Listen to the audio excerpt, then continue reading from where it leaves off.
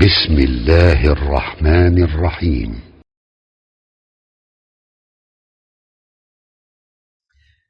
چوتھی چیز ہے بھائیو،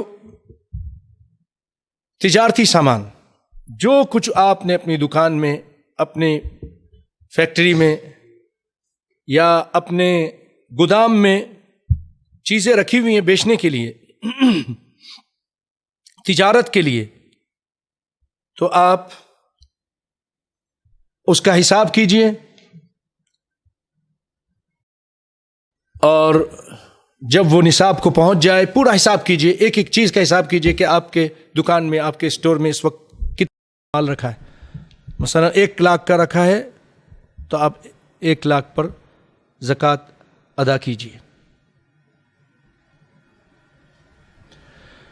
اور یاد رکھیے کہ جو کچھ انسان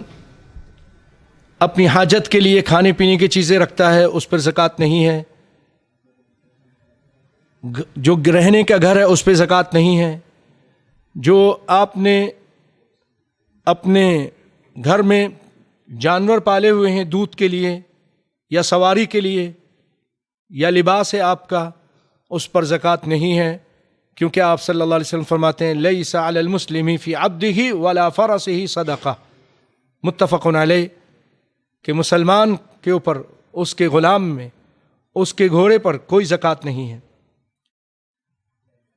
اسی طرح جو چیزیں آپ نے رکھی ہیں، مثلا ٹیکسی ہے آپ کے پاس، یا ٹیکسی آپ لوگوں سے چلواتے ہیں، 10-15 ٹیکسیاں ہیں، ٹرک ہیں جس سے کرایہ آ رہا ہے، تو یا بلڈنگ ہے اس کا کرایہ آ رہا ہے، فلیٹس ہیں، بنگلے ہیں، گھر بنا کے آپ نے لوگوں کو کرائے پہ دیا ہوا ہے، تو یاد رکھیے اس پر زکوٰۃ نہیں ہے، اس کی آمدنی پہ زکوٰۃ ہے۔ جب اس پر اس کی آمدنی آئی مثلا، اور اس کے آمدنی میں سے آپ نے خرچ بھی کیا، اپنے گھر میں دیا، اپنے حاجات اس سے پورے کیے، اس کے جو مینٹیننس ہے وہ بھی اس سے ادا کیا، ملازمین کے اخراجات بھی دیے، تنخواہیں بھی دیں، پھر بھی بچ گیا اور 1 سال گزر گیا تو پھر اس کے اوپر زکوٰۃ ہے۔ یعنی کرائے کی جو چیزیں ہیں، بلڈنگیں ہیں،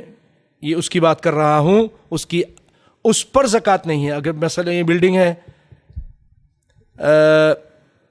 1 کروڑ کی، 2 کروڑ کی بلڈنگ ہے، تو اس پر زکوٰۃ نہیں ہے، کیونکہ آپ نے اس کو کرائے کے لیے رکھا ہوا ہے، اب اس کا کرایہ آ رہا ہے، اس پہ زکوٰۃ ہے اگر 1 سال گزر جائے۔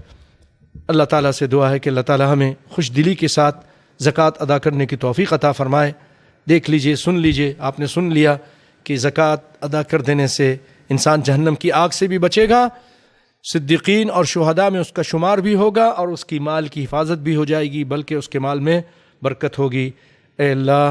ہمیں قرآن و سنت پر عمل کرنے کی توفیق عطا فرما۔ اے اللہ ہمارے دل سے بخل کو نکال دے، اور نبی صلی اللہ علیہ وسلم کے بتائے ہوئے طریقے پہ عمل کرتے ہوئے اس کا جو حق ہے وہ ادا کرنے کی توفیق عطا فرما۔ وآخر دعوانا ان الحمد للہ رب العالمین۔